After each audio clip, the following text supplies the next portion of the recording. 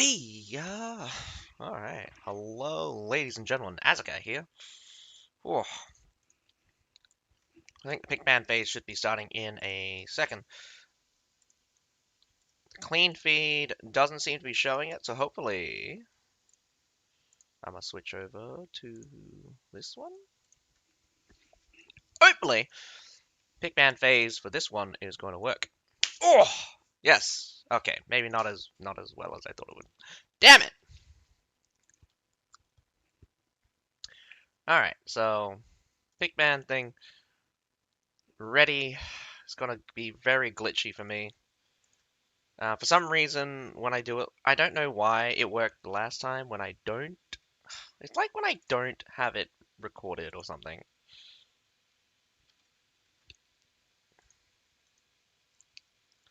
Maybe it's because I'm using a Windows capture?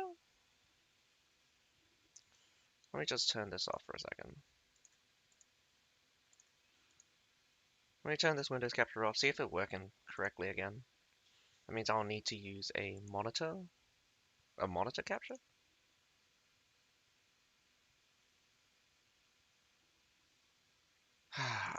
No, doesn't look like it's working properly anyway. Regardless.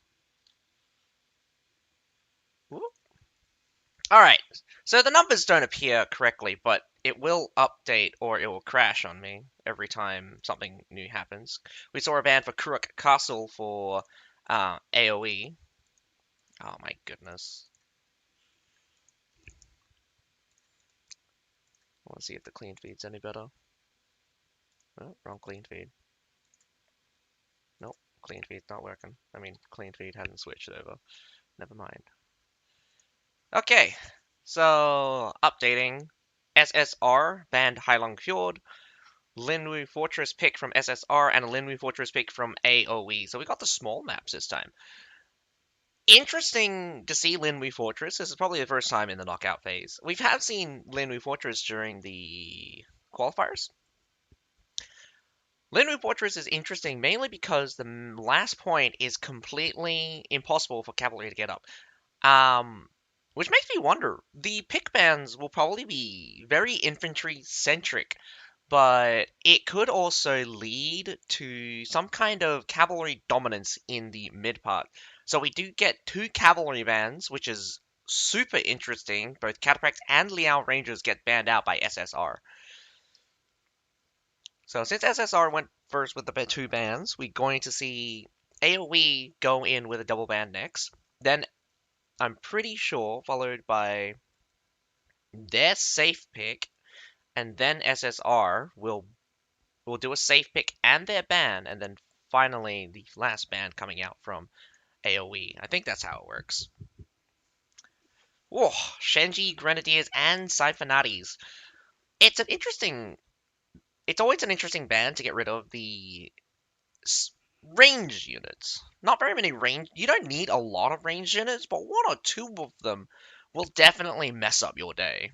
And I don't believe that these team will allow them to kind of screw up. Well, allow anyone to really ruin anything at this point. So there goes a Zycalian militia ban. I mean, sorry, a Zycalian safe pick. Does that means that AoE is going to rely on the Zycalians in this case? SSR will probably do their safe pick and their ban. So a ban on Daggerite Lancers, a triple cavalry ban. They're really afraid of cavalry. And a safe pick on the Myrmillones. The Milliones. Interesting to keep them around, but not surprising that they would suspect that they would be banned. Most interesting ban out of the bunch, the Samachian Stalwarts. Oh my goodness. I think that's one of the most interesting bans because either side is going to have a very difficult time either pushing or defending. Stalwarts are probably one of your strongest holding units in the game. So that's going to be very interesting. And hello, Obi-Wan Kenobi. We have just watched the pick ban phase for AoE versus SSR, and I think it was one of the more uh, interesting picks and bans because, I mean, double Linwy Fortress. We've both Linwy Fortress, so it's a 10v10 map. Triple cavalry coming out from SSR with a safe pick of Myrmillones, while AoE double bans Shenji Grenadiers and Siphonarios, so heavy infantry disruptors, keeping the Zykllian militia around though. But a ban on the the stalwarts is probably going to be the most interesting thing that would probably have happened. I think the stalwart is the craziest ban. I think the stalwarts is the craziest ban. They're cheap. I mean, at only 240, these guys are really good value. Even if some of the tier 5s are really strong, the stalwarts in toe-to-toe will probably kill at least half of your tier 5s, and they're not bad against cavalry. The best part about them is their potential to soaking up damage. They've got a natural heal. They have a block. They have a block break reduction passive as well. So nothing to scoff at when we're talking about facing stalwarts. From the front, they're basically unbeatable. A good old Iron Reaper charge will probably mess them up. And Myrmillones as well will definitely wreck them into two pieces. But that is the pick ban phase. We should be seeing a switch over to we should be switching over to the clean feed in a second. Give me a minute. I wouldn't be surprised if it's a lot of shield maidens. SSR picking Myrmillones as a safe pick is probably going to bring a lot of Myrmillones. They're cheap. They're really strong charge, so I don't believe Iron Reapers will be. I don't believe Iron Reapers will be chosen mainly because Myrmillones' charge is just superior. And they're cheaper. They're cheaper, better at holding, and of course, like more effective. Uh, Iron Reapers, I love Iron Reapers, and I love the buff onto them, but they're just not strong enough. The power of the shield units is just uncontrollable right now. The three, if the three units of any out of any all of the units, the three units that I think that will be the most interesting ban, if anyone actually bans any of them, Stalwarts, Myrmillones, and Shield Maidens. If all three of those are banned, I'm just super interested how they're going to deal with halberdiers, water brachiots, even Medals, in fact. Because once you get rid of those three major shield units, a lot of the pike units start coming up, becoming really powerful. The next go-to thing. And I do also believe that there is still a complete meta with tier 3 halberdiers coming in as the kind of filler. That filler pick is very powerful and can be used to great effect. And not to mention, I mean, I was just proven. I was talking with a guy just recently. It's actually better to go top line now because the effects from top line against infantry is just so much more powerful with shields becoming increasingly stronger. So not only does the block break from the top line comes into effect, 10% damage to infantry also. You're going to be as strong against cavalry as you were, even if you don't go bottom line. That 20% against cavalry is not really that effective. But you also have to remember, halberdiers don't have that natural stun on brace. Halberdier sergeants have that stun on brace, so they're fairly more terrifying. But nonetheless, I think a combination of Fort Brachiots with tier 3 regular halberdiers is going to be the most scariest setup if you don't have access to those 3 shield units. A stalwart will just walk right up into them. Which line for Forte? I do think the Forte line, you just want to go with the the +1. So it's going. I'm pretty sure it's the top line one. As much as making them tankier is really good, you never really want to be in a situation where they get hit. So definitely don't pick. I would definitely not go with a bottom line Forte Brasher unless you're doing some kind of um. In this case, it's just like you're using the Fort Rusher as like a frontliner.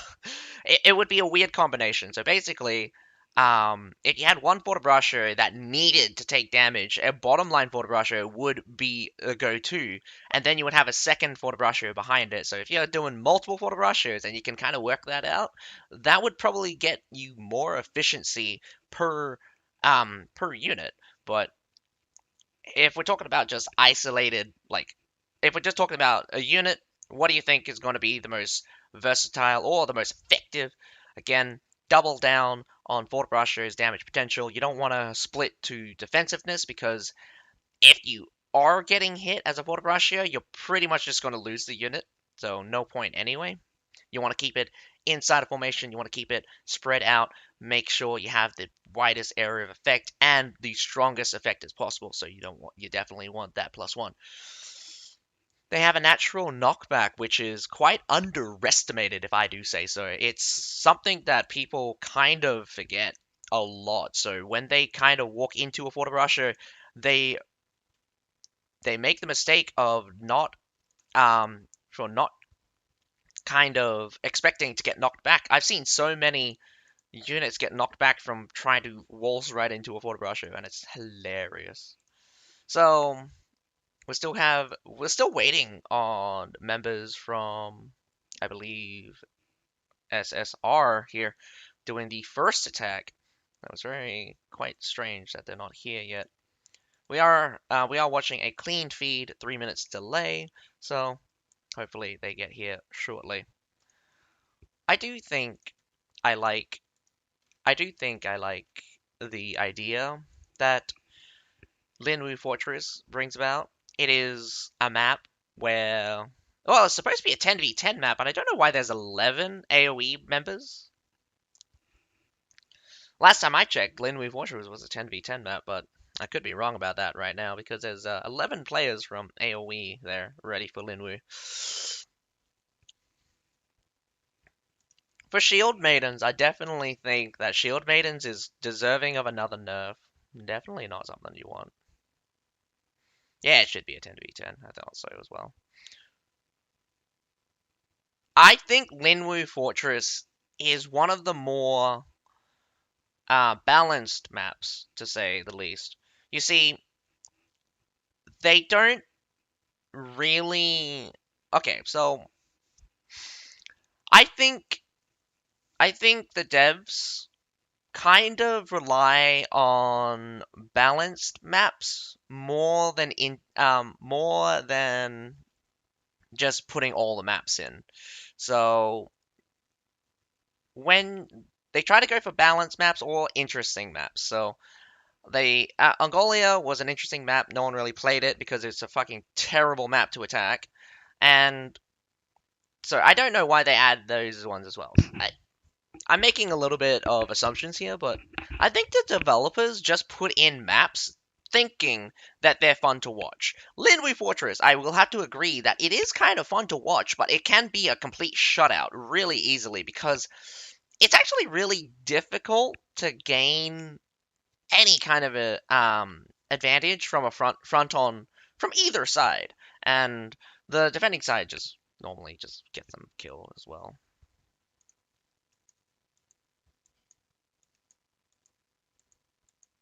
You're kidding, right? Wait, no, is that legal? You can't do it. You can't do a player change. You can't do a player change this late in the game, can you? What? Oh man, I thought that they locked in the 20 players from the team. Oh, wait, no. Then why did they? Okay, hang on. So ING that faced off against Nope in the first round of the knockout phase. is supposedly our strongest Chinese team. Is that what you're saying?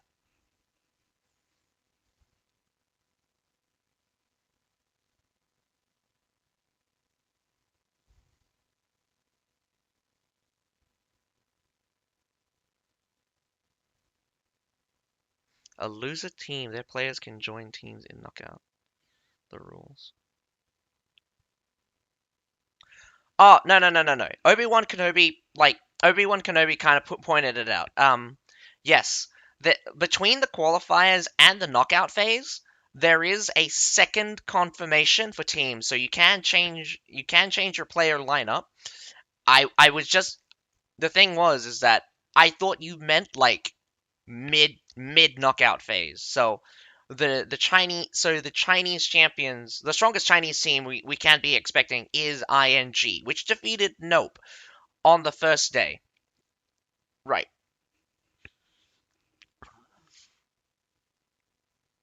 I don't mind the idea of players from the qualifying phase joining teams that made it into the knockout phase. That's fine. Um Again, players are not really players like competitive players are really a shortage, so I wouldn't be surprised if a lot of teams lost members throughout the CBL and got substitute of those who wanted to commit more. It will be more of a job the the bigger the prize gets, but again, you have to convince 20 people. You have to convince 20 people. Well, convince 15 people at the very least, because that's the largest map you'll see. You can have up to 20 people though. So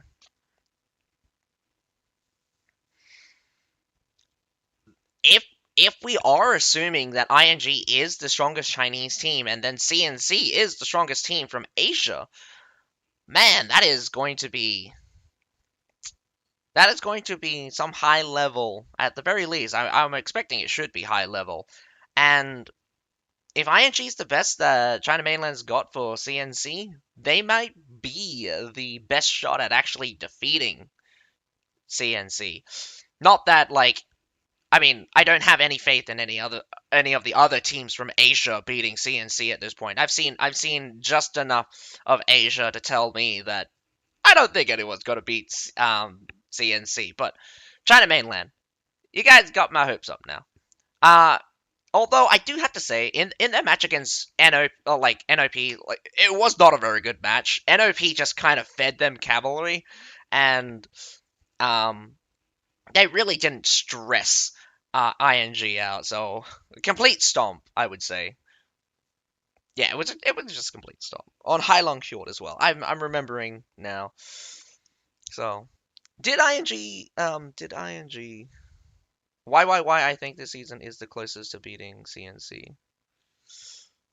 Why? Who did they face? And did I watch their matches? Man, that's gonna. I mean, like, I did miss 2 days of matches. I'm very sorry that. I mean, I didn't realize that I would miss another day. I thought I would just miss the Sunday, but I missed the Monday as well because I went for dinner. So this is the losers bracket. I'm pretty sure. TW is a little bit different. TW TW can be more about numbers than it is about how good your players are, but having good players does help.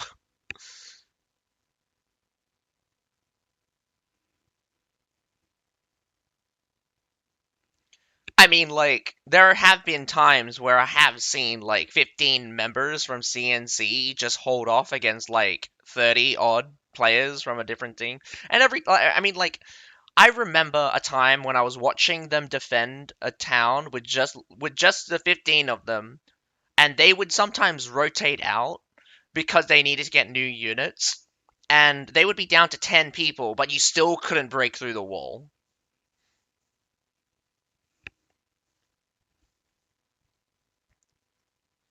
But I mean, like, the people who were attacking them were just super dumb as well. They were getting pigeonholed through the wall break and the main gate, so you can't really do anything about that. And defender's advantage on TW is kind of huge. To break through is much tougher than to um, to uh, to attack is much harder than defending.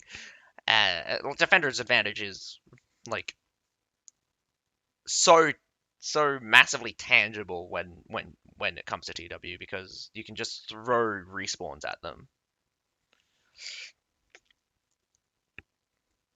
Just because they have high levels doesn't mean they're like okay. So high level, yeah, sure, it does have experience, but um, doesn't mean they're good players. CNC's probably got the most experienced players, and a subset of them are best CBL players, but they could be experienced in different things. So I don't doubt that TW is kind of like a completely different horse, and you just really struggle with gauging how strong a house really is without just going, they have 100 people. If they have 40 people, they can attack a place and defend a place really, really well. You gotta have to have at least 35 people. I think 35 people is a good number to say this is a force to be reckoned with because when you get to that number, that means they can throw people at you to take a town or take a village. They won't run out of mustering, and was one of the biggest problems with TW is you run out of mustering sometimes. Awesome. Alrighty, enough about TW.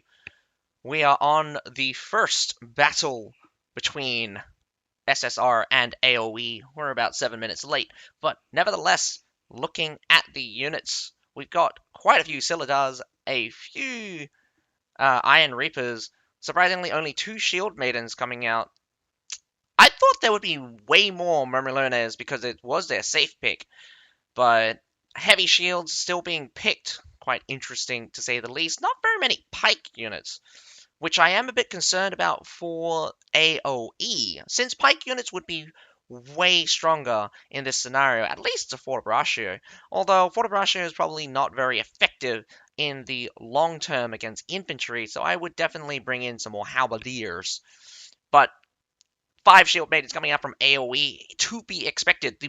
The funniest thing is, they're going for synergy, and did you see that Huskell? That Huskell is going to be quite terrifying.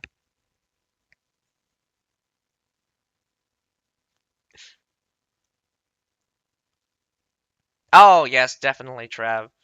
CNC just needs to like. I don't even think they need 3 mustering. I think they just need the. I just think they need the 3. I think they just need the 15 guys, and they could probably still kick our ass. Because individually, we're really RP is not that strong, so we would just get completely bodied by like 1 spear. Like we would struggle taking out one of their short swords 5-1, and they would have a spear take out 2 of our guys, 3 of our guys. Like it would be like 1-on-3, and he would kill all 3 of us, something like that. Linwood Fortress has begun. We have a mortar being set up by SSR, the attackers, and it does look like coming down from the wall, looking at the front gate here. You want to kind of match where they're coming from. You want to keep them out. But in my opinion, keeping them off the wall is probably the greatest advantage. This wall advantage is massive. You've only got around about 4 ways you can really come in, and everything else is kind of a risk. But nevertheless, lots of shield maidens out on the field means they're very fast and they're difficult to deal with 1-on-1. There are some berserkers underneath with inside the tunnel. Hasn't climbed just yet. Probably going to look to cause some mayhem once the battle starts. The mortaring hasn't really gotten very much advantage so far. Interesting to see a Treb like that. I think that Treb is a massive miss. Definitely can tell. Big, big miss. No real engagement so far. Doesn't know he can't deal damage to the It's really sad. It's really funny because you could be a ranged hero and you can just shoot that. The fact that you can be a ranged hero and just shoot that wall at the beginning, it's fucking hilarious. Wow. The commitment up here on this section is going to be intense. The claymores go in, I think by mistake, probably over aggressiveness, but they kind of let them go because there's no way you can really, really change that. Push on two fronts. Now three fronts. Berserkers there on the top of the stairs. We have a bunch coming from the main stairs and a bunch coming from a secondary wall coming in from behind. Gonna hold? No. Shield Maidens and Stalwarts gonna crunch onto the backside.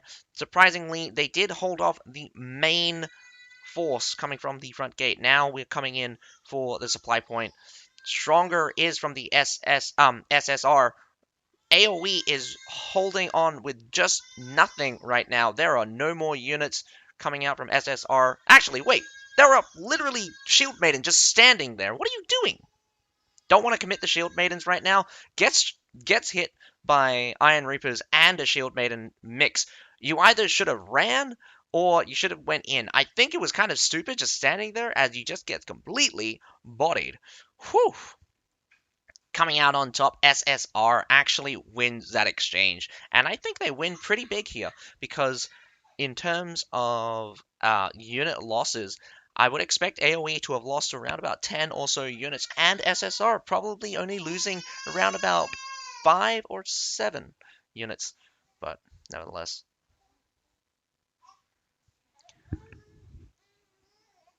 Yep. For the pick ban, yes, it was a double for it was double Linwu Fortress. So we'll get to see both teams going for Linwu Fortress. For the bans, it was Shenji Grenadiers, Siphonarios, Stalwarts, Daggerak Lancers, Cataprak Lancers, and Liao Rangers. So those are the units. It's kind of funny that I just kind of miss AoE feeding units into SSR. Once the wall is lost, I wouldn't really challenge them at all. For some reason, it does look like there was a banner guard. I think trying to use the banner guard and the Myrmillones combo, but we didn't get to see it be pulled off here. So that's a little bit sad. We didn't get to see that. AoE is probably just doing really stupid moves. I wouldn't say it's rigged at the current time. They're not really. They didn't really perform very well on the wall. They were definitely taking a fight very strangely. I think they're also having very terrible unit control right now.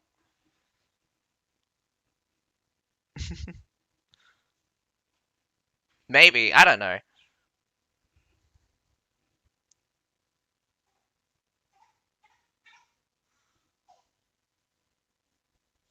Is everything all right with Maeve?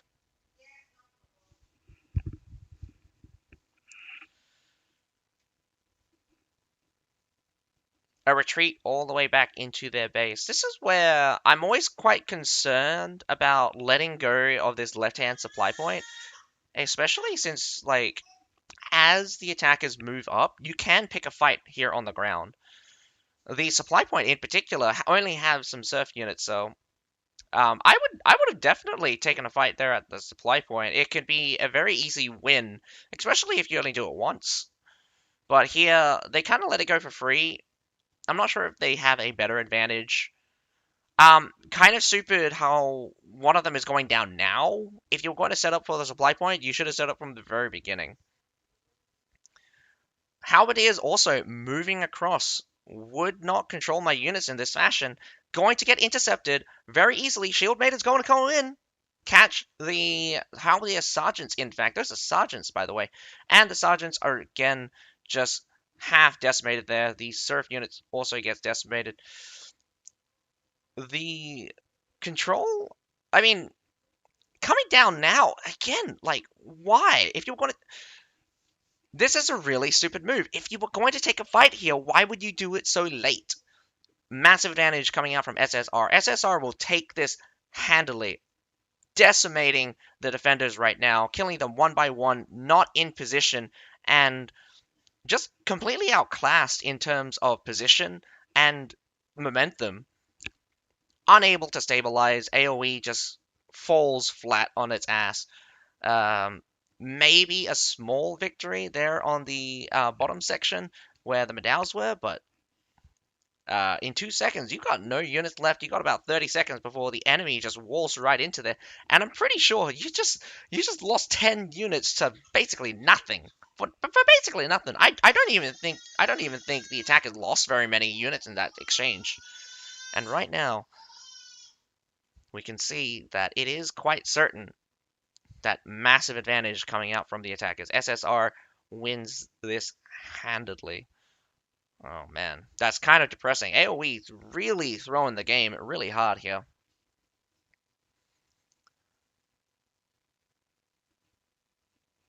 Yeah, a lot of questions. A lot of questions. If this is the kind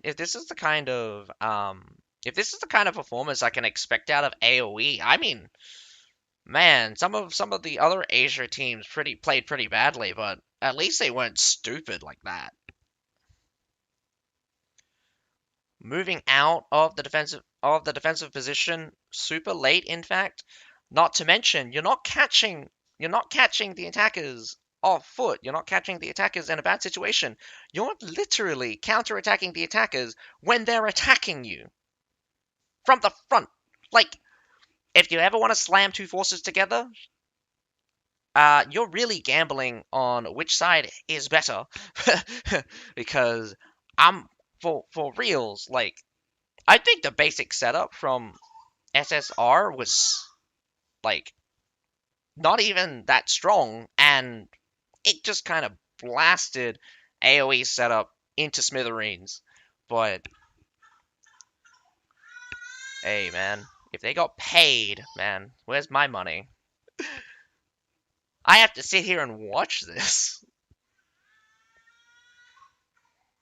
In China mainland, no one knows their position. Asia have two different publishers: NetEase China server and Booming Asia server. Yeah, technically, I mean, the fact that I find it really funny because we actually still match with like the VG guys from time to time. I think it happens less and less.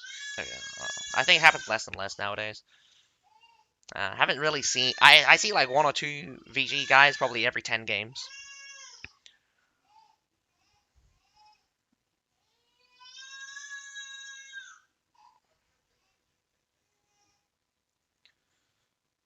Ah, man.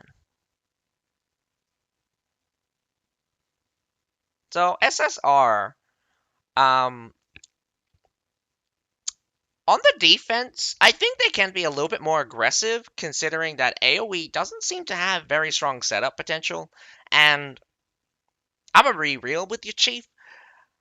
With all of these bans and things, I would I would just shield maiden zerg the damn bitches. Like literally, just shield maiden zerg them. If you're expecting Iron Reaper charge, bring some halberdiers. They will shred those Iron Reapers before they even hit the first line. I mean, like you could also bring Border Brushers, but like halberdiers are a bit faster and they're a bit more. They have a bit of a wider formation, so they're kind of resilient or kind of work much better against Iron Reapers than you would expect. So it's really funny because units that hits multiple units to dish out the damage are really ineffective against halberdiers in comparison to units that do lots of damage but only hit one unit. So shield maidens do better against halberdiers than they do against fortibraccios, but Iron Reapers can kill a fortibraccio unit much faster, well, when it's in a dense formation, than a halberdier formation. That's why you see a lot of fortibraccios using the F1 formation more, because it's just way more flexible and way more safe. You sacrifice a few units and you sacrifice some of your power, but you keep other things suppressed, like Iron Reapers, who bank on hitting multiple units at the same time. So there's also that. Wider formations are just very, very strong against, again, like multiplying against wider formations are just more effective when dealing with units that can hit multiple units at the same time.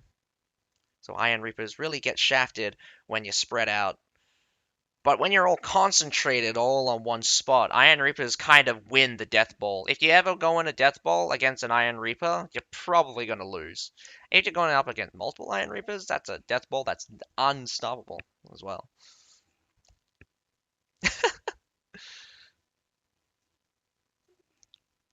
I'm pretty sure he'll be chucked over to the other side. He's in his proper position now.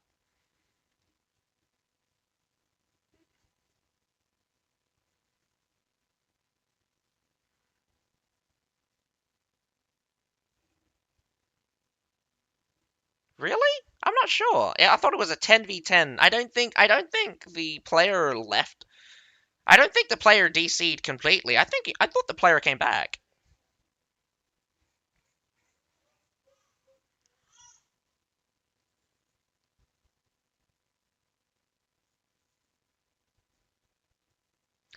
Yeah, Trav, that is one of the worst things when considering the qualifying phase. You don't fight every single team in your group.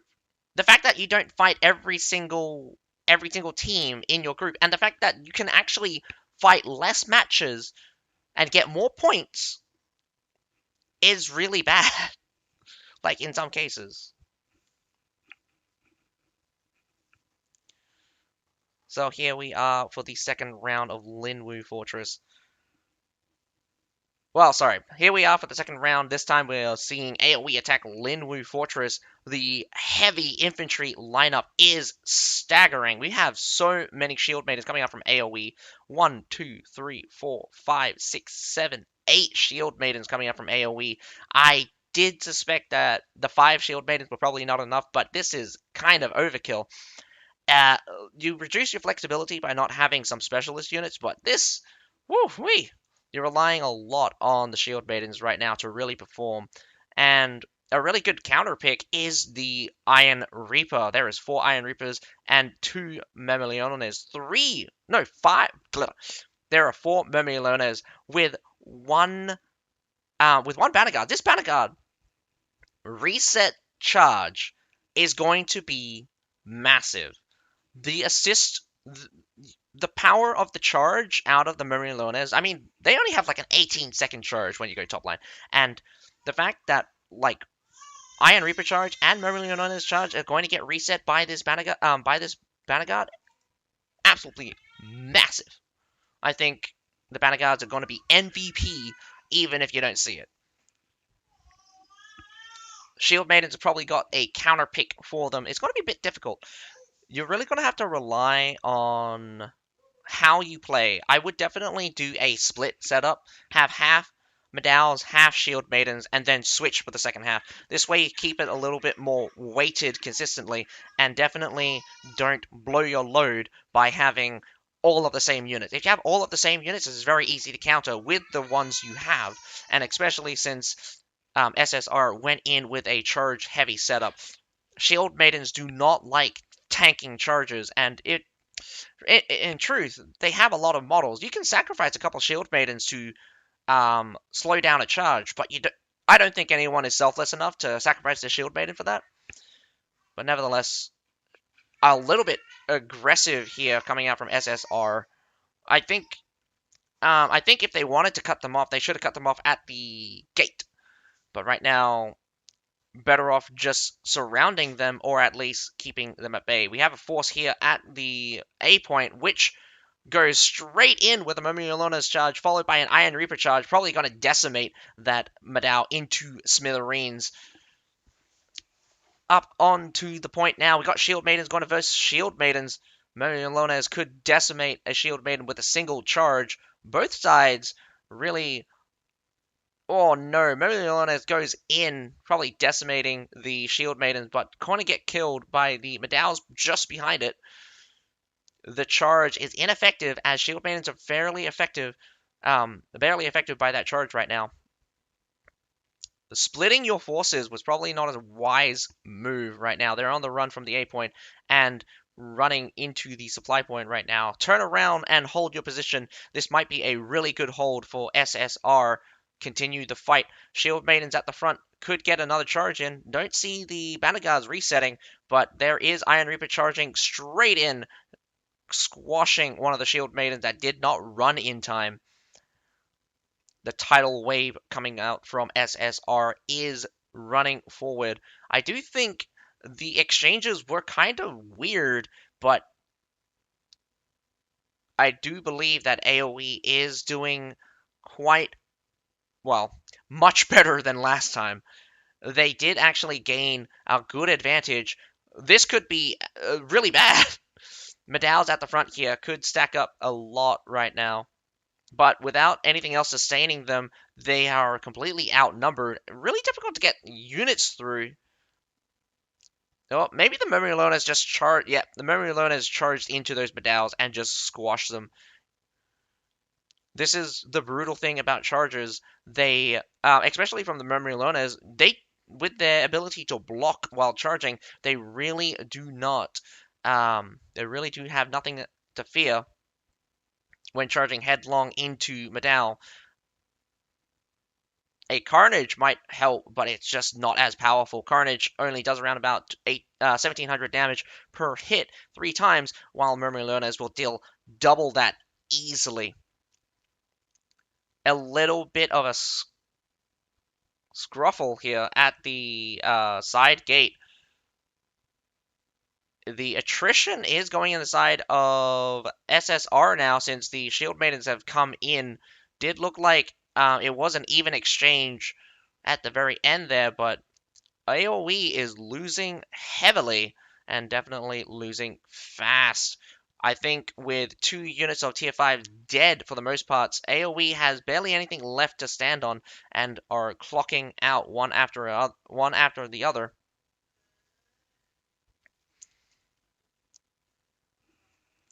I think the losers bracket thing has never really been my thing. I don't like it. Personally, I don't like the losers bracket. The only reason I would ever have a losers bracket is to decide the ranking. But if I consider previous CBLs, the losers bracket normally fight off against the winners bracket, and I really hate that. I don't like it. I honestly don't like it. If you get sent down to the losers bracket, you maybe had a bad game, maybe you got kicked out of the thing, you're still gonna come second, basically. If you come into the losers bracket, knock out everyone else, come second.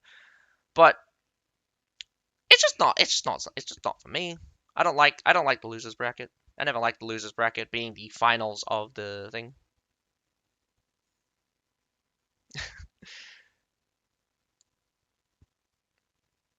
I think their choice of unit was just really badly matched up against SSR. SSR really choosing some charge heavy units, which Shield Raiders are, again, like, not very good against. They can basically outmatch nearly every unit in terms of their versatility and flexibility, but when you have your entire army just be Shield Maidens, you have to start relegating Shield Maidens to roles which they are not as good at as other units. So you end up with a little bit of inefficiency because Shield Maidens are really shockingly good, like shockingly good. But if I want a unit to absorb damage, there's Imperial Spearguard will do wonders for absorbing damage. Even Stalwarts do wonders, but that's banned right now. You can throw your Shield Maidens in to stall for damage. I mean, stall and then swap for damage, but I don't think anyone actually really understands how powerful Shield Maidens are in order to pull that off. So, congratulations. Yes, that is 2-0 for Surfs. Surfs winning twice, AoE losing twice. Short matches, I would have to say. I think the rest of AoE leaving, kind of ending it very fast, so there's that. I might sound too harsh, but AoE is not supposed to be in this knockout stage. Man, at this point, that's not harsh because they're shit, man. Z1, I've seen better teams from Asia at this point, and I mean, like, I had high hopes for China mainland because considering that I only actually watched their top two kick our top two back in, I think, Snowstorm or something, way back when. I think maybe in Snowstorm or it was Dynasty, and I thought China mainland had better competition, but apparently not.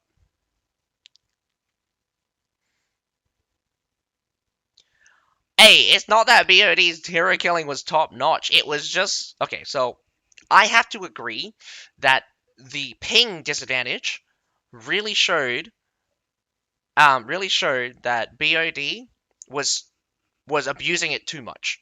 BOD failed in terms of units. They would. This is the kicker. Like in unit matchup, in like plays, the SSR did so well against BOD that BOD relied on killing the heroes in order to keep SSR suppressed. And if they didn't, if SSR had the time to reestablish themselves, because you have to remember that like there's lots of mistakes happening with movements from the teams, and when the going gets tough, the hero is the most vulnerable part of every match. You kill the hero, not only is the hero dead, the unit's basically dead in the water. There's not very many units that are really strong just by themselves. I mean, like Paladin's okay. Everything else, I would say, it needs an ability. You can leave a lot of units in formation, but when you're running bad ping, you end up having getting CC'd and then getting CC'd again, looking like it's a chain, but it's not a real chain because your CC lasts slightly longer sometimes. I mean, like this is just my experience. I play on like 280, maybe 300 ping, and it is awful. It is god awful. I mean in Australia as well, and it's just like I'm not very far from like I'm not very far from where thing is located, and apparently my ping's just horrendous.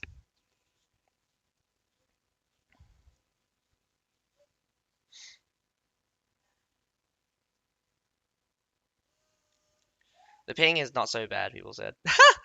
Okay, when you're comparing the ping of basically 80 milliseconds to like 200 or 250 milliseconds, and there is no practical difference between them. Okay, supposedly no practical difference between them because of the servers.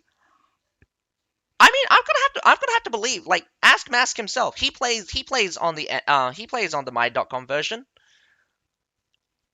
Is higher ping like do you get less lag on Frontier even though you have higher ping? Or is it comparable or not even comparable?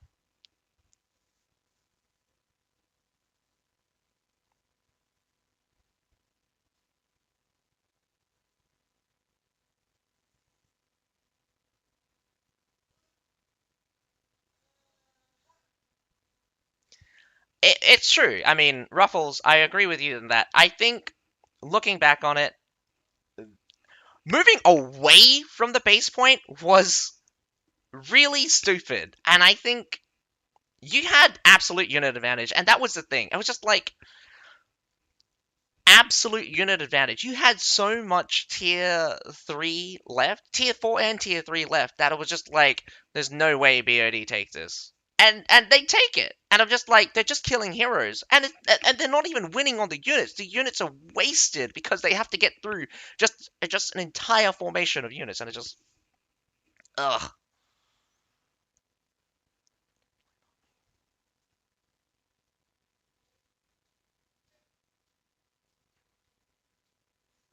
I think ping is issue with only on heroes, but if unit control is very, very good, I think no issue. And I agree with BOD was strong on hero kill.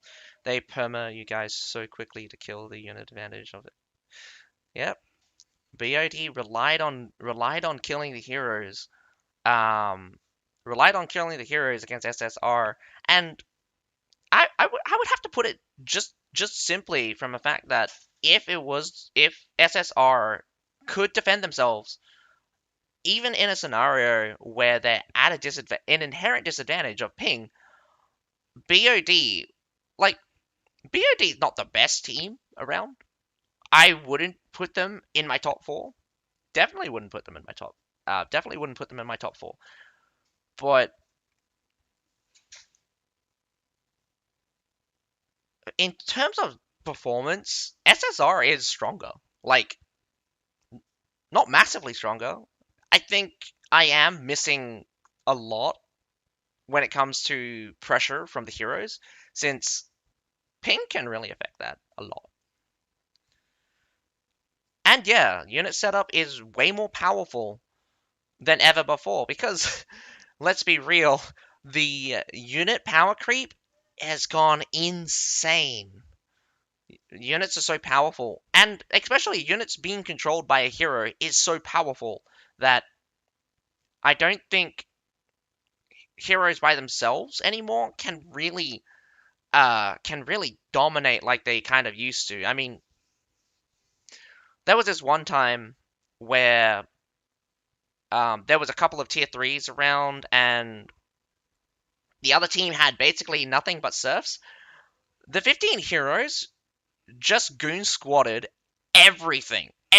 Like, the defending team just couldn't stop them because they were just jumping on every hero real so fast that they would kill that hero and mess up any of the tier 3 units that were still around. And I mean, like the unit advantage didn't even look like it exists because the heroes suppressed it so much. But the halberdiers, the tier 3 halberdiers, surprisingly, their formation is so strong. I mean, let's be real here. The phalanx formation is the strongest brace formation in the game, and they buffed it to be even stronger. So BOD versus SSR reminds me of ECL versus Kebabs, where Kebabs was struggle to stop the amount of hero kills. Oh, yeah, no, I remember that. I did think I did think that Kebabs kind of fucked one or the other really screwed up. I'm pretty sure it was one of the EU teams screwed up their defense and they just got surrounded. Like, half their team was surrounded, and then half their team decided to try to help. And it's just like one side got destroyed. They all turned around and destroyed the other side.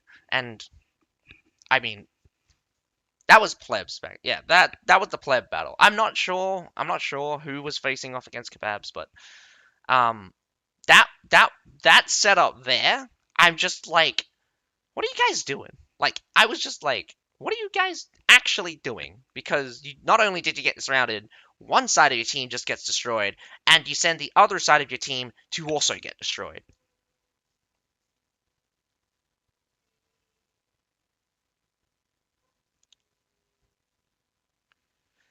Coordination is very powerful. I think team play will become stronger and stronger and stronger as the units become more powerful.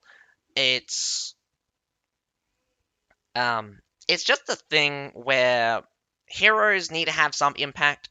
Units need to have units still need to be very strong. So we're kind of in that little bit of balance where units are getting too strong that heroes are now becoming less important. And so I'm pretty sure if SSR could defend themselves against the heroes, they would win. They would have won against BOD, kind of like hands down. If it comes down to a unit versus unit battle, if it comes down to a field battle, again, I said it there, and I'm pretty sure I said it there. Um, SSR would just be at a disadvantage just from the fact it's a field battle, it's an open space, and BOD is just going to pick off their heroes if they spread out too much. SSR needed to win direct fights. If they lost at all in a direct fight, they were going to lose, and it kind of happened like that. But I also think SSR was you needed to move your cavalry more. Like you guys coming in from one direction was kind of like the stupidest thing to me. But both work perfectly. You can do either both styles. More important is less mistakes.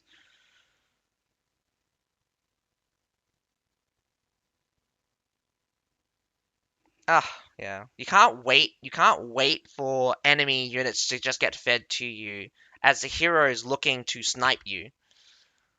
You have to use your units to put pressure on the enemy units and the enemy hero because like it's all a mind game. If you're by yourself and the enemy's by themselves, it's a 1v1. So you have to be very confident in the 1v1. But if you're around your unit, use your unit to suppress either the other guy's unit or keep yourself safe. And it's a whole bag of combination stuff. Unfortunately, no. I will go for a 5 minute breaks in about a minute, but I'll answer this. So, Verb, the the current seasons of Scorpio. So we have the Chain Dart and Scimitar, the Jangjus, Camel Lancers, and the recently released Hashashins are not going to be in the CBL. And this is important because that is if the CBL starts in a new season or before a new season starts, you will not see those units in that CBL. They do some kind of balance restricting. The only thing that I don't like is that sometime not sometime the only thing I don't like is that version fixing is not really that how to say strict. They do allow balance changes to come in. The Mermiolones change came in, and that kind of changed a lot of the landscape halfway through the qualifier phase. And it's just one of the things that just happened. But nevertheless, I will be back in 3. So see you guys then.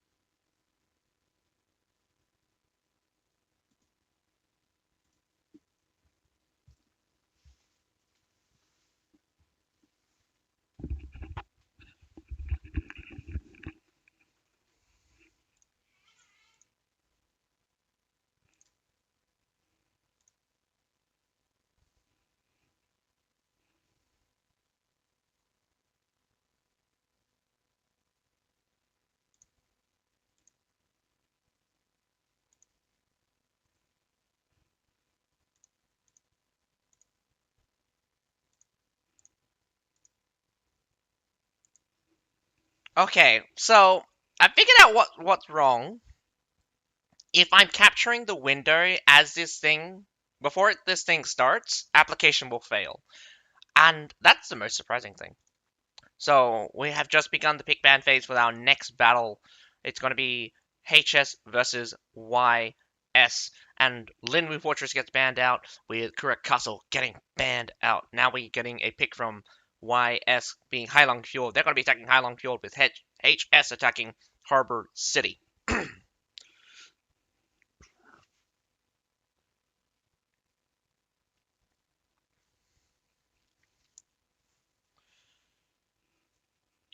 Yeah, CBL's a real commitment. Wouldn't call it definitely wouldn't say it's easy to commit the amount of time for CBL. Considering that the top prize pool is only 10K, you gotta get about 500 bucks if you have a team from 20. Considering that you're sharing, of course. 500 bucks is not a lot. Commit considering the amount of time put in. If it was like a 1 day tournament thing, against like 8 teams. Yeah, you get to play multiple times. If I mean, you get to play at least 3 times in a team of 8, up to 3 times. I mean, all right. Sorry, I'm kind of like skipping, just talking about nonsense as we're just skipping over the bans here. We got the stuff in is the Fort Brascio Pikeman gets banned out, Metallators and the Zycalian Militia. Now we're back on to HS. Gonna go their safe pick. What is your safe pick, my dudes?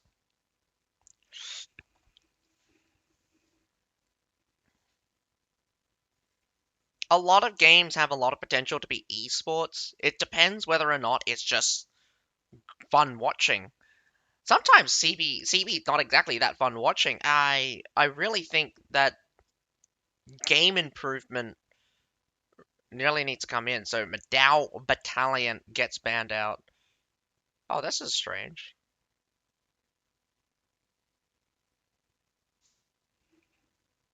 Oh, did YS not have a safe pick? YS didn't do a safe pick. So HS also safe picks Murmur and bans out Madao Battalion. A double pikeman ban out. That means only leaving halberdiers available for anti-cavalry. Dedicated anti-cavalry. That's really strong to have something like Asars and Liao Rangers. YS bans out Wing Asars. Good job. Good job. Probably expecting that Winged Asar setup. You're really gonna have to rely on your halberdiers to kind of deal with the um, Liao Rangers. So this is going to be interesting to see how, in the end, they really deal with the cavalry mess that we should be expecting coming out from HS.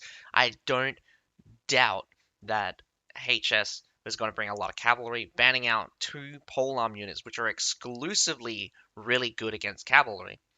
And the smart move here was YS, really smart move, takes out the Winged Hussar option.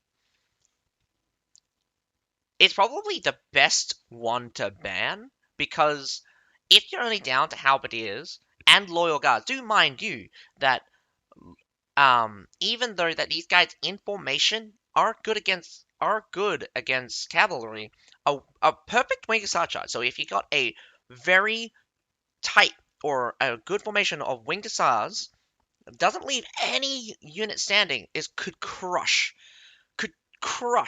an entire formation of loyal guards and halberdiers. So that is wonderful, very wonderful.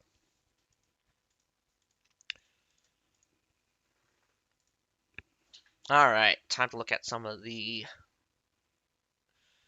Telegraphy. It's too big for player. What? The problem is the teams are a bit too big, I think. If they reduce the team size to 8v8, it could be more fast-paced and way more interesting to watch.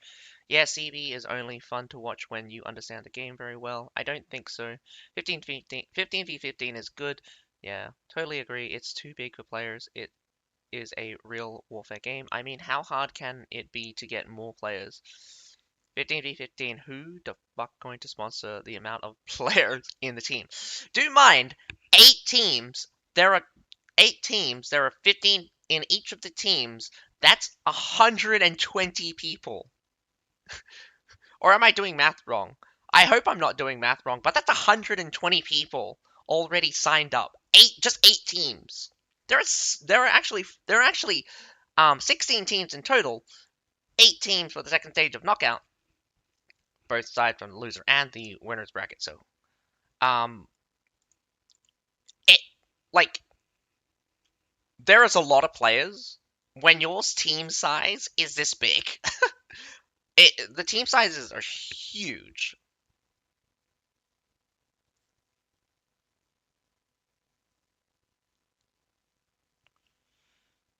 Plus only 5 teams participating. 8v8 is too small as well. Take out a lot from the game. Just pay some big money to big streamers so they add the game. Plus 5 teams, yeah, they will lose a lot of money. Do what every other game does if it's not going well. No one interested to sponsor them.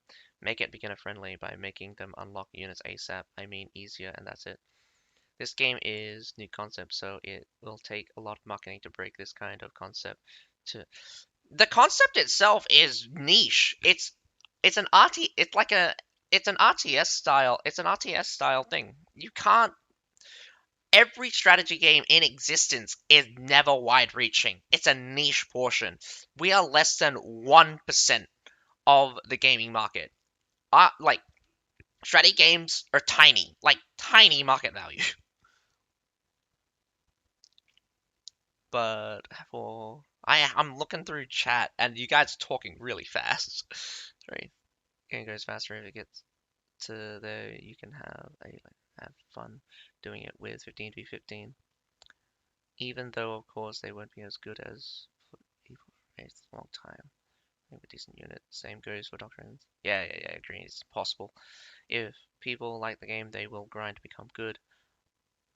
Only you have to make the grind. You have to make the grind feel like you have a purpose. Most of the kind, people get burnt out because they feel like the grind is not worth the time and effort to get to where you want. So there has to be an end to the grind eventually, or you reach your goal, and then they just introduce more grind to get to a new thing. That's why each of the new units is a type of grind, which is very easy to complete every season, keeping the current players happy because they get to progress to the next set of units, but it also makes it difficult for newer players to come in because there's so much to grind for. So definitely have to agree that they're going to have to fix some kind of discrepancy between old players and new players, and showering the new players with new stuff is not a good idea. They need to simplify a lot of units. They're making each unit too unique.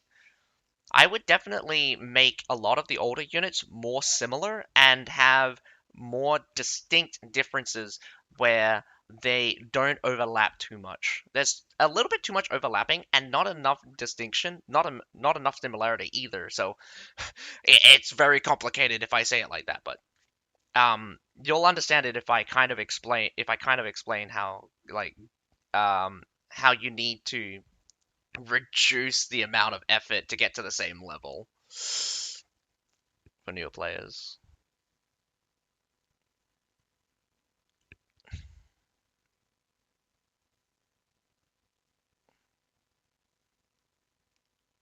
But you need to remember how many teams for each 4 players of 100 total players in PG. Being they gain more sponsors and very more challenging because the number of the teams. Honestly, 10k is insane, no? 10k for a small game. I don't.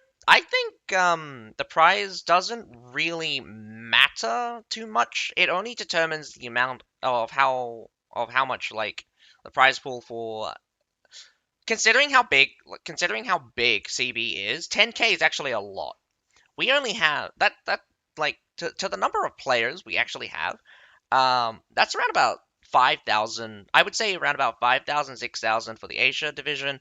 probably similar number for the China mainland one, and then probably half that much coming out from the my.com. So in total, around about 20,000 players in total. A prize pool of 20,000, it's like $1 per player. Considering like other big games, they would have less than the number of players they have. So their prize pool would be something like, I don't know, 2 million, but they have like 10 million players. So it's a big difference. It's a big difference. Or maybe like in contrast to the dollar to the player. So I don't know. I don't know how big the market's going to be. 10K seems like a good fish hook. It's not small. It's not exactly small, but it's big enough to entice some people, especially for at least a day.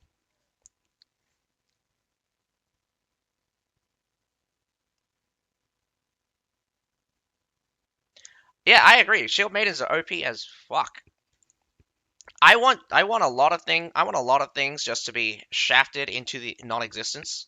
Shield maidens is one of them. I don't like shield maidens right now. I mean, like I don't like anything that's meta, and I find a reason to hate it, and that's just because I just hate how I can't just use anything and it just be okay to use. I actually have to work my bloody ass off to um yeah, man, I hate Falcos as well. I mean I hate all ranged units because of how fast they fire. They fire way too fast. Like way too fast. Fal- Falconettis as well. They shoot so fast. They're they're like a small cannon.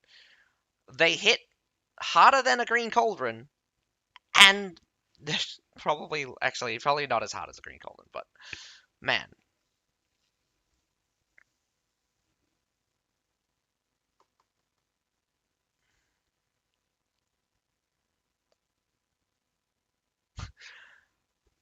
again, the cost of per player is massive because of the size of the team is just too big.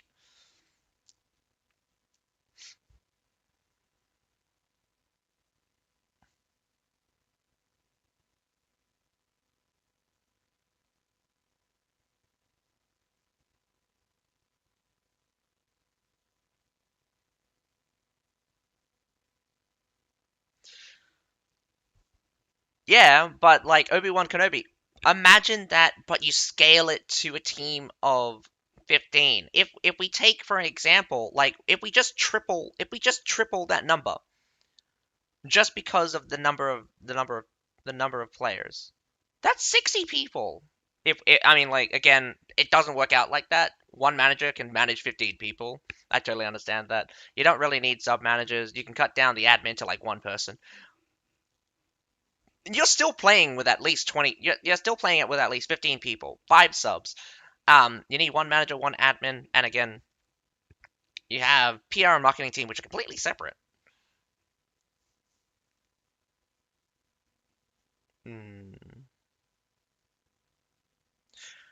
The horse flag, it's a little bit of vanity. I think the fact that it's temporary, I think, is probably the only downside of ranking every season. I need to get my rank up. I want to get the ranked attire for the Shield Maidens, mainly because it's a special ranked attire.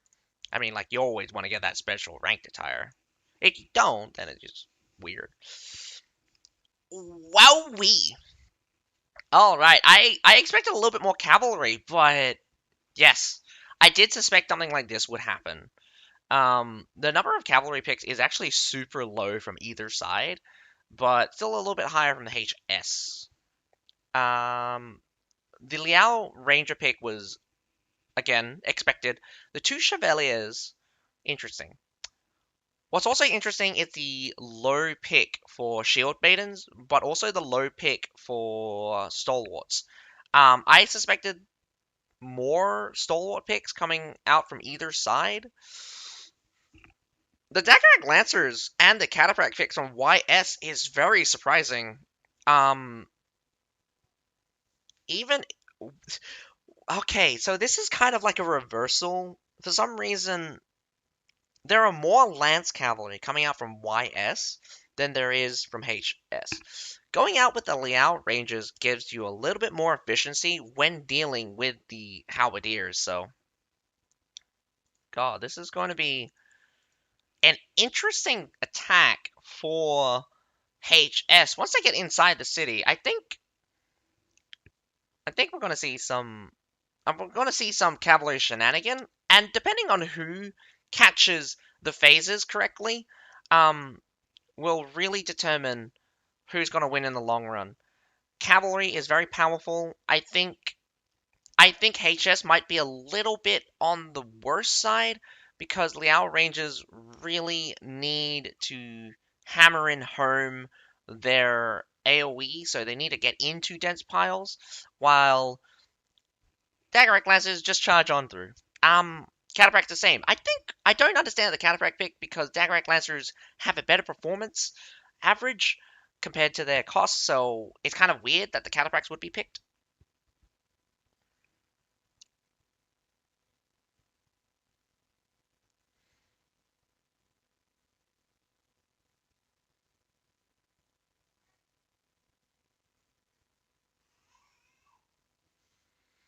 A Jewel Blade is inside. We have two guys down there probably building ballistas like before. So they went through the small gate, built ballistas, and shooting the units that are sitting on the stairs there.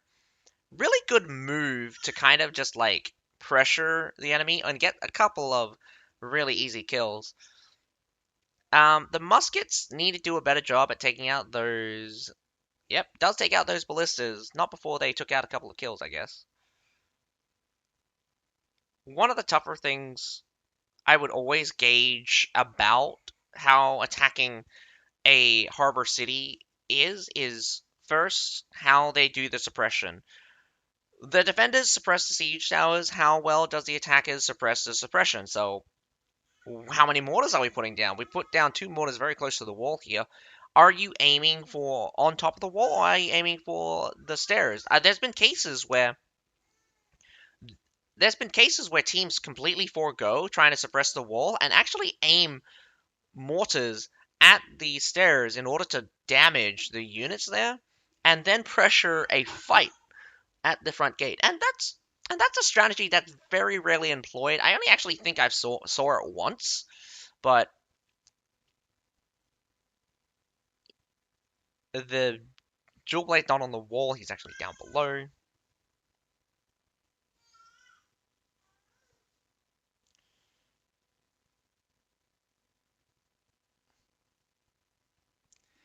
One of the biggest thing about CB is it doesn't have enough players. I have to agree with Mask on this one. The popularity of CB is just not high enough. People don't enjoy this as much as they should. I mean, I lose my enjoyment of playing CB all the time because of how they do balancing, and the ridiculousness of some units get to me very fast or very slowly. Design-wise, there are a lot of units that I super hate. I don't know what they did to Outriders to make them worse, but I'm happy that they are weaker now. But I think it mostly has to do with the fact they reduced the melee attack from 3 to 1. Not really confirmed, but I think it's something like that.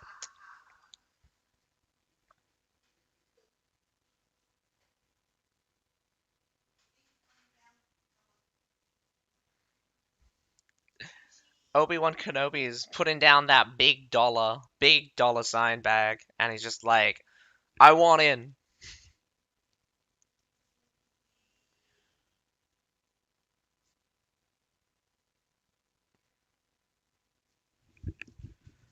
Retiaris actually are decent, but the problem is that oh, this is really funny. So you know how Retiari are designed? They're actually better at doing what assassins do than assassins. So it's just funny. Right now we have a rush towards the supply point, getting surf units killed. Again, that was to be expected. Um, Daggerag Lancers coming through or getting cut to pieces. I think they're getting cut to pieces. The I kind of expected this a little bit, but a little. This is ending up in failure. What's also surprising is the Silidars are doing super well out on the ground. I thought something would die already. One halberdier unit though. So HS really throws away quite a bit. Retreating now, getting onto the top of the wall, so sufficient pressure. A little bit of a sacrifice, sufficient pressure, so kind of changing it to the ground battle. YS is probably much higher now. I think the advantage to YS is going to be so much bigger. Oh, sorry, Renwood. I'm pretty sure it's only for Booming Tech side. I'm sorry.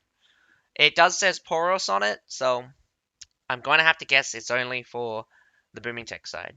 So, if you're only here for the drops, I apologize that it won't apply to you. But I will say that if you like watching CBL or competitive CB, please come join me for my commentary. Otherwise, it's a bunch of people commentary um, watching it as well.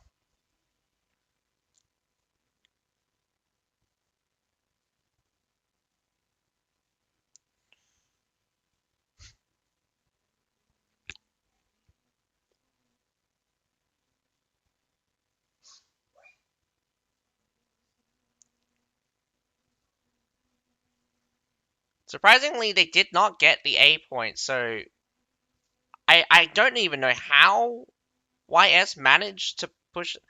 I don't understand that big explosion. Is that big explosion caused by the siege tower? Like, that's the second time that's happened. Like a ginormous explosion, but like no projectile. Just grab the A point. What are you doing?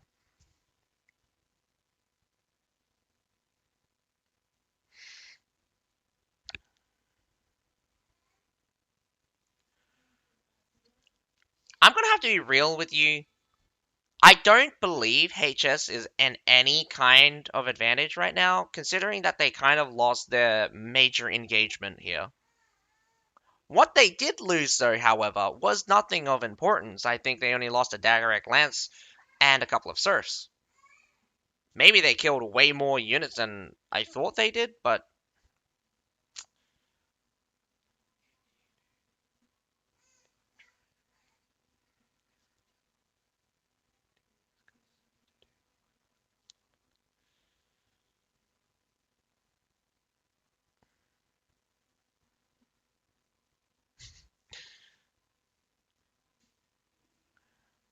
well, first of all, in order to publish in mainland China, you cannot self-publish. It has to be done by a local company. So, first of all, yeah, that's impossible to. You always have to do a publisher inside mainland China, so that was obvious. But again, multiple publishers is always just really stupid when like you try to enter the global market, since the global market is more intertwined, but local publishers have an advantage because they're already set up. So, new company, you don't want to self-publish, mainly because you don't want to deal with a whole lot of legal shenanigans, not to mention through a lot of legal processes. So if you let a game or another publisher publish a game, they will do all the legal steps within the local regions to get the game published, at least legally. There are a couple of cases where games are available are technically only published in one region, but you have plenty of people play from other regions. Australia, for instance, doesn't actually have an official server, but we normally just latch on to servers released in other things. So technically, they don't have to receive a rating inside Australia if they don't publish it here. Technically.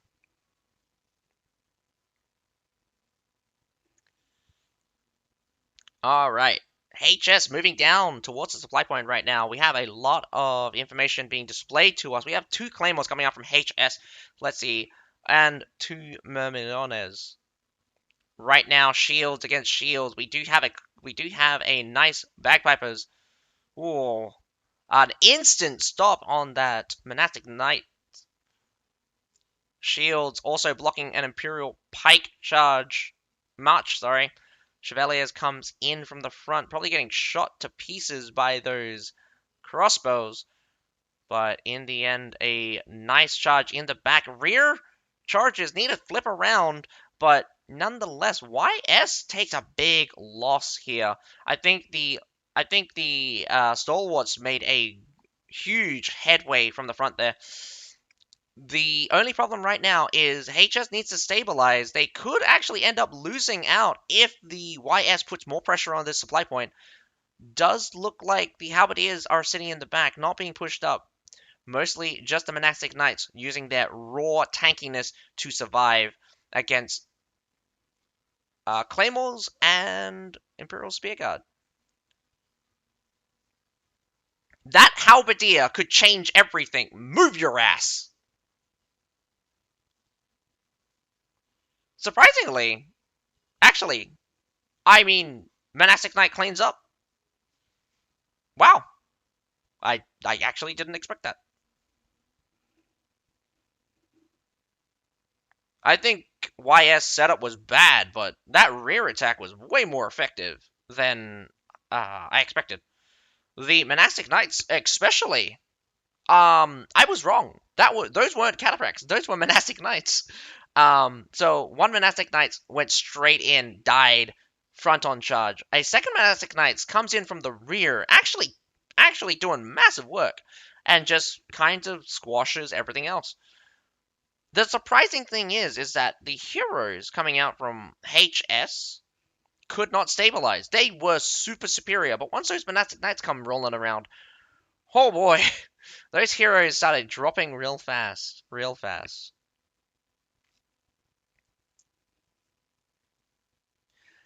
A Monastic Knights back in the day used to do more damage with their basic attack. They used to be called you used to not actually charge with Monastic Knights. You used to just X them around, and they would just clean sweep anything. And it's really funny because I remember back in the day where I first saw a Monastic Knight, and I saw a short sword running away from them. He was iron sighted, by the way, and as they rolled through the short sword, he died like super fast. He was full health, and he died. Like I think only like 8 of them hit him, and he's just dead. I can barely see the battle from this distance, but it does look like the battle is in favor of YS right now. As oh no, I take that back. It's kind of like a stalemate right now from either side. Massive formation of Halberdiers, but HS might make a headway. Rear charge by Liao Rangers, decimating the Halberdier formation. The other side might look to push in, so they win the brace war. The only problem here is that can they carry on through? They did lose the Liao Rangers in the end, but switching over to the other side is a good idea. Don't want to press the attack. Oh my goodness. Daggerak Lancer is going to miss a big opportunity for a lot of units. Rear guard holds the enemy at bay though. HS is still down on units. I would say this is going to be a tight fight for HS. YS could easily clean them up with the remaining units they have, but the only problem is that who has dominance on the base point right now? It is definitely HS right now with the Chevalier unit cleaned up that Daggerek Lance, and we have the green crossbows, so the Nemez crossbowmen firing. They do not stop cavalry, so this is really important. The crossbow bolts coming out from the Nemez crossbowmen do not stop cavalry chargers, so one of the weaknesses, I think the raw damage output is actually higher on the Nemez crossbowmen, but against higher armored units, it becomes muted. So, instantly getting the Chevaliers crushed right now. Surprising that the Daggerak Lance Charge was kind of the thing that changed everything. And finally, the mass of infantry cleared up everything else. Well, actually, no. So, making headway with the Daggerak Lancers, the Halberdiers actually cleared up the rest of the Chevaliers. This is going to be an easy put. This is going to be an easy hold from YS. There's basically nothing left coming out from HS. I don't think HS has very many good units left, and even if they have units left, it's going to be Surf. Definitely Surf. I thought I thought that the second battle there at the bottom of the left-hand side was more even than I thought. I thought HS may have actually gotten an advantage, but apparently not. Kind of the runaway section of it turned out to be less of a advantage. So, anyhow, why blue expos on Australia is so good against versus cavalry? Did you mean why or did you mean yes? Because yeah, Demez Arbalest, the blue crossbowman, um, way better against cavalry for two reasons. They stop cavalry charges, so any cavalry that is charging will get stopped. Second, they have higher armor penetration. When you get into tier, I mean, even the difference between the tier 3 and the tier 1, you're hitting for about 1400 damage with 1000 pen. Most of the things in tier 3, 4 or 300 armor. That's going to cut your damage by like 40% at least. You get to tier 5, shit starts having 6, 7, maybe 800. I mean, loyal guards alone have 900 base armor in piercing. Your damage right now on those green expos, on those green crossbows, are 10%. You're going to do 140 damage. That's minimum damage right there. Tibet's Obelisk, they have around about 16, 1700 pen. You're still going to do around about 60% of your damage against tier 4, tier 5. Tier 5 doesn't really reach ridiculous amounts of armor, but like Iron Reapers who do at the like 1100 mark, again, like an outlier. More damage, even though in retrospect, raw damage wise, the green crossbows actually outperform the blue one because they're shooting twice as fast. They're shooting 1400 damage bolts. The blue ones shooting 1500 damage bolts, shooting half the speed. Theoretically, the raw damage out of the green ones, crazy. They will wipe surfs so fast that you can't even blink. But the blue ones, they will actually hurt against anything that has even a lick of armor. Oh, the ammo on the green ones, watch that disappear. Because you have to remember that the ammo consumption is increased when they use the special abilities. Again, I hate the fact that this happens, but not that the fact that they have ammo consumption, but when Chevaliers use their assault charge, the retinue shoots 2 bolts at twice the speed. Okay, not twice the speed, but they shoot 2 bolts at increased attack rate. You know what that is? That's like a 300. That's at least a 200%. That's at least 100% damage increase because it adds 1 bolt, and then it doubles the attack speed, so that multiplies your damage. So you get like a 300% damage attack increase from using assault. Your retinue is doing 300% more damage in that 8 seconds it's charging. Crazy. Ugh. This is the funny thing. Double shot, double shot, yes, it increases the ammo consumption as well, but it also adds an additional shot. So, is it worth it? Yes. You get to shoot 2 additional shots, so you increase it by 300. So you increase the damage by at least 200%, and then whatever the attack speed increase is, at the attack speed increase to me right now is like 50%. So you're dealing 450% more damage than you would do normally. That's crazy. That's crazy. I mean, like, doctrines are not included in the CBL, so yeah, that's whatever. But HS really needs to step up their game. I do think YS is beatable by HS, but HS really, really, really, really needs to look for a win that they can do convincingly, because every time they take a fight right now, they don't win convincingly. Like, for some reason, the end section keep falling on the end section. Like, they're losing units as they retreat or as they're moving, or the fight goes on too long and they can't reestablish themselves, and it's just like, what are you doing? HS just needs a convincing victory because they're quite even teams. YS and HS both very close in terms of performance from either side. YS is just a little bit more stable in keeping it together, and both sides lost a lot of units. But by the end of that, it was just HS just piecemealing a couple of guys at a time.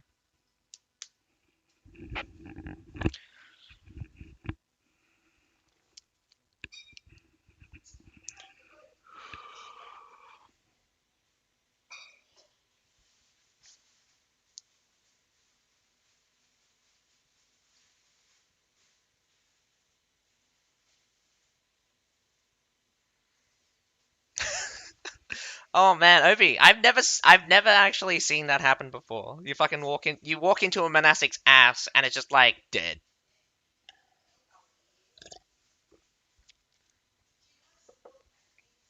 Nah, I never liked walking up behind a Keshik that's turning around, and it's just like doing this little jig as it's turning very slowly, and all of a sudden I'm dead.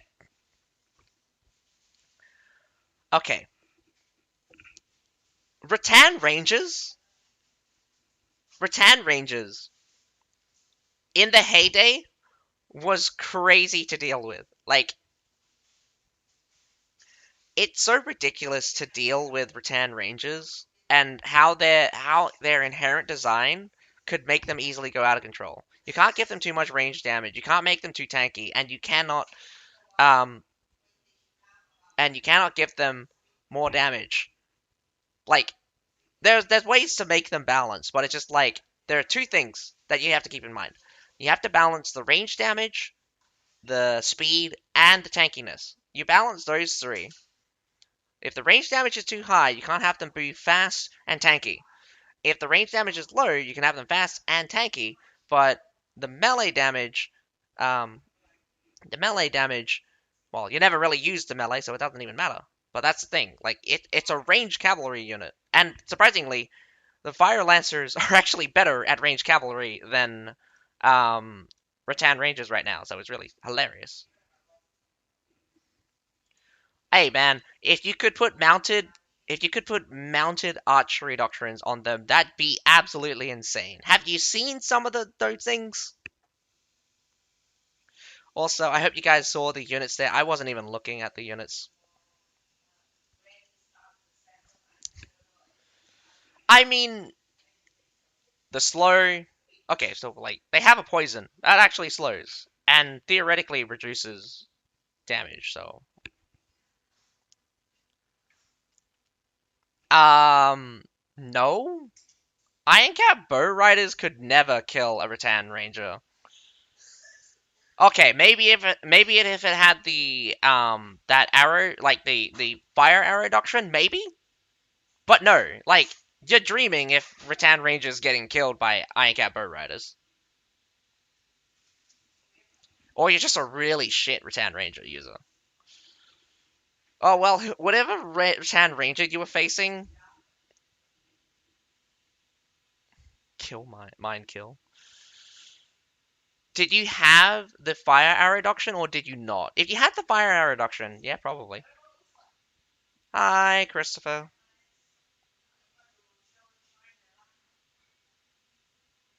Yeah, if you had the fire arrow one, yeah, it could be very terrifying. Getting hit by one fire arrow for a Rattan Ranger is just like a death sentence. The fire damage is increased by like 5 times. So that 150 fire damage goes to like 750 a second, and that burns like 5 times. Like, the burn damage lasts for a long time, and it's just, man, it hurts. You can't craft wall rockets. You can. Oh wait, no. Optimal siege ballistas? No, you can create optimal ballistas, but you need to find a town that actually crafts those. I don't think that you can create legendaries anywhere, so good luck with that. You normally just have the basic. What are you? Oh, these guys are just flipping around. That's what's happening.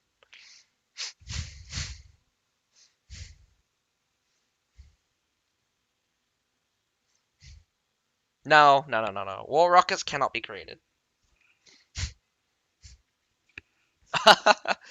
You know, siege ballistas are like the thing that every single team kind of puts at any of the fronts, and they just aim the heroes, and it just skewers because it just skewers right through the units. I mean, I just use an optimal culverin. It does the exact same thing.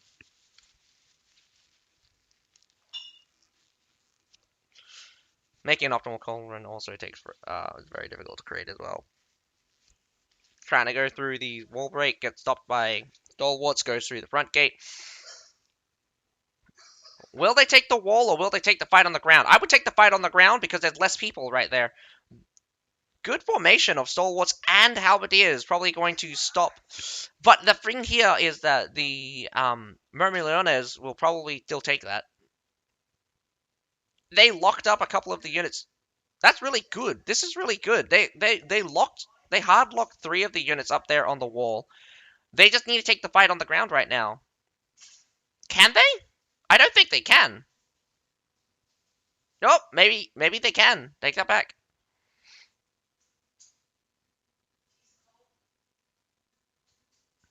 Good setup coming out from YS, keeping the flanks really secured. I think HS took the hard route and just. Oh, they actually made it through. Holy cow. Formation of stalwarts and halberdiers were broken by stalwarts and a myrmidons. Shows you how powerful shield units are. Claymores right now holding that A point. I think HS is doing a smart move by concentrating on winning here and now. This would be the only time I would say that they could probably win. But the Shenji Grenadiers surprisingly are making bank as they shoot right into some Liao Rangers with obviously cover fire from the Halberdiers. The Halberdiers will probably be very badly damaged. They haven't reformed yet, but they pulled the charge and just gets completely they get lost to almost an entire monastic knight just now. Shield Maiden's at the front right now. Got to get charged by monastic knights, hammered in, flattened into the ground right there. You could switch to spear mode to save them, but that's a little trick that's really hard to pull off.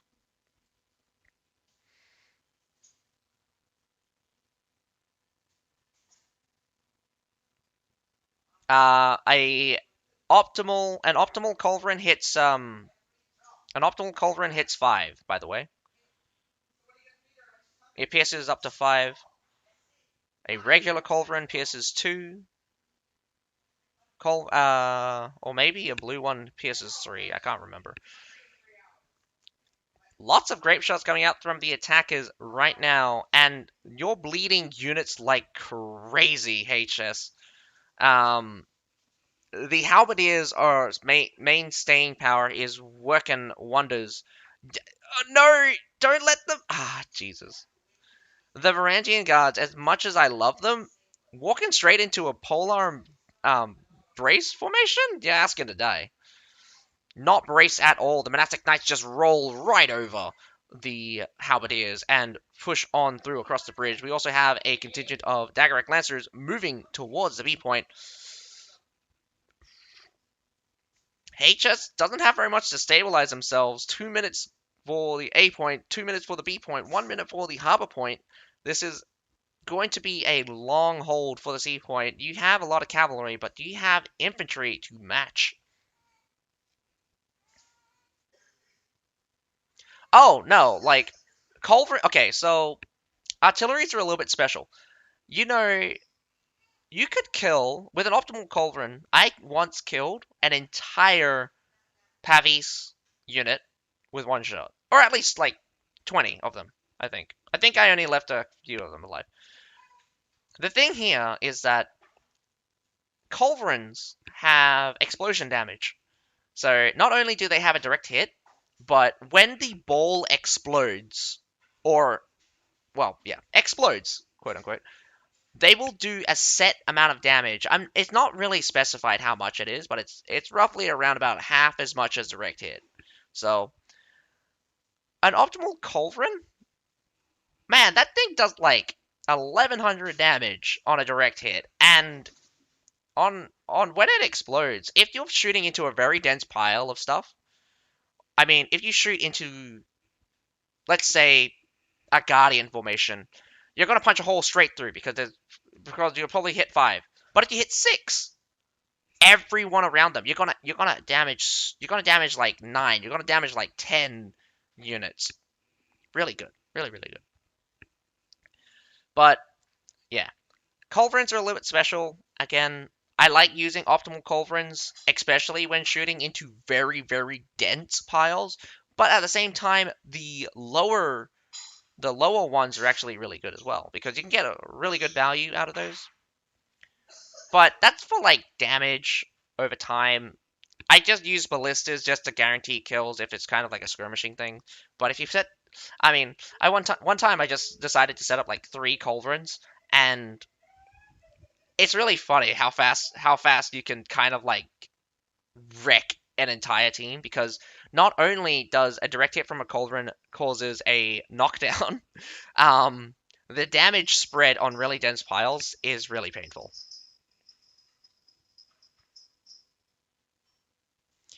Yeah, monastics are super tanky.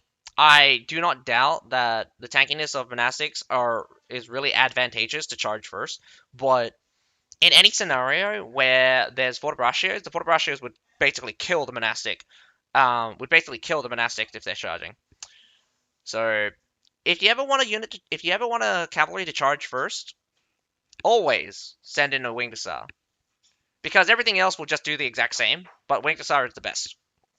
Like, no matter what happens, no matter what kind of happens in the future or what's happening right now, um, it's very surprising that we actually had men at arms leading the charge just now. Kind of overwhelming the defenders here. I was a little bit skeptical about sending the cavalry so soon after the men at arms just kind of finished off that first front. I think you lost the rest of your monastics there, or actually, there's like 5 of them left. So this is kind of like a wash for HS. I don't think they'll be able to stay.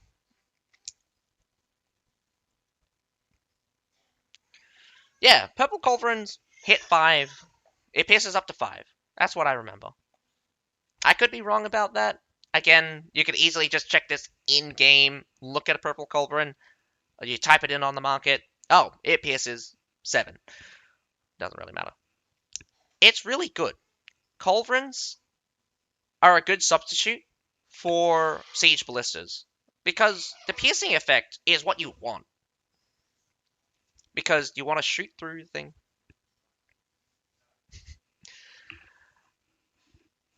Hey man, at this point, I'm just happy that like a variety of units are used. At this point, I mean, like, I wouldn't be surprised if in the higher brackets all I get to see is like shield maidens, loyal rangers, winged hussars, those kind of shit.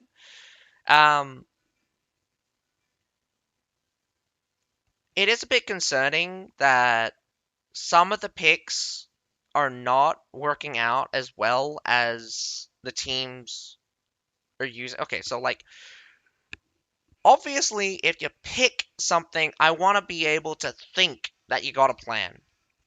Banner guards, really cool, because it synergizes really well with both Iron Reapers and Myrmillones. They're mainly charge focused units. Very strong. Very powerful, and should not be underestimated. So a reset comes in huge. But, again, it's just apparent that units are not used in conjunction with each other to get more performance, they're kind of used as just trying to get value out of each other. So Monastic Charge is banking on the fact that they do get stopped. But even if they do get stopped, they are tankier than any other cavalry. And they're like almost twice, maybe three times tankier than any cavalry. And because you don't have the doctrines, it's very apparent to see that the tankiness of the monastic knights allows them to stay in contact with a brace unit, and that contact means that they're not damaging anything else. They're damaging the monastic knights. So you could have follow-up charges, you could have other things, but if you're going to go up against polearm units, I'd send in infantry first, followed by cavalry. And so yeah.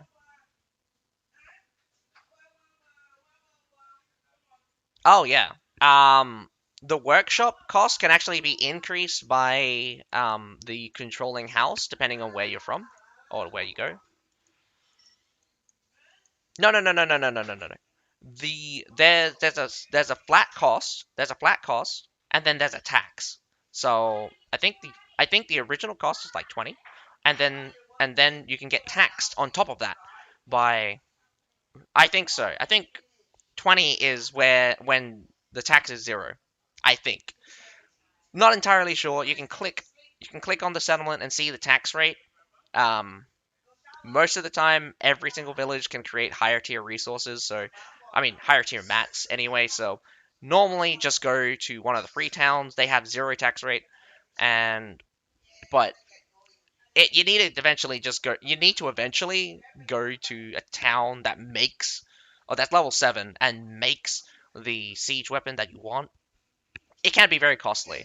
Like I remember that they set the workshop cost to like 500%, and it cost 7,000. It cost 7,500 silver per optimal Hwacha. Or actually, it might have been much higher than that, but like it was very expensive. So, with that being said, we're all done with the. I mean, no, even if you're ruling house, your ruling house could set the taxes up. Remember, like, it doesn't matter who owns the place. It depends how much the tax is. If the tax is 0, that's the cheapest you're going to get. If the tax is 10, it's going to be more expensive. And obviously, if it gets higher and higher and higher, it's more expensive. But let's close up this bad boy. I'm going to see if I can also get what the CBL. So,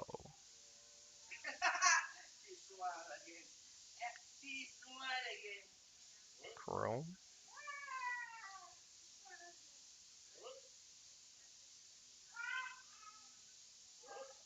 Alrighty. So, tonight, we got to watch AoE versus SSR. SSR winning handedly. I think, again, I do agree.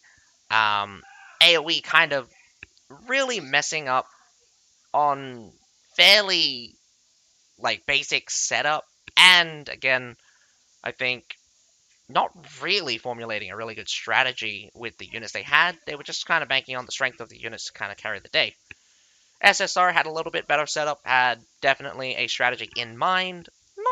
Not to say that I got to see it be really stressed or kind of see the synergy happen.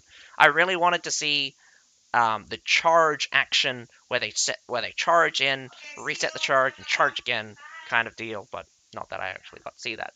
Then following that, we saw HS versus YS. Again, similar scenario. I think HS could have pushed YS a little bit more if they concentrated on winning a fight, but from the very beginning they were trying to hold the A point, really messing up the location of the fight. So YS really dictating from the get-go, they're going to fight here, they're going to win that fight, and HS really didn't come together, pick another location, and just fought YS on their terms. So winners for the lower bracket, SSR and YS. Tomorrow we get to see back into the second set of the knockout phase. So I skipped the Monday one and the Sunday one, which were double losers bracket. Double losers bracket? AoE SSR. Oh, wait, three sets of losers brackets. Why are there three sets of losers matches? I'm so confused a bit here. Losers, one, two, three, four. Wait, one, two, three.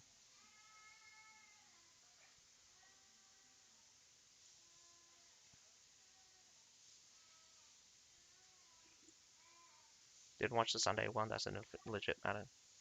Oh, okay, no, no, no. Monday and Wednesday are losers bracket. So the Sunday one wasn't losers bracket. That was actually phase one of the knockouts. First, first knockout. So these two are the losers one. The next two are back on for the knockout phase. So we get to see ING versus CNC. From what I'm told from ING, they are probably the strongest China mainland team that we can expect to see in this tournament, facing off against our historic champions from Asia Division, the CNC. Following that, we have BPJT versus OISU. Again, two very strong teams. They're both in my top three. Definitely the best I can expect from Asia in terms of competition for CNC, but I don't think they have the ability to kick CNC off of their throne this season. So we're just gonna have to wait and see if they do match up against them. But I'll see you guys tomorrow to watch those matches. Until then, my name's Azakai. Have a nice day. Bye now.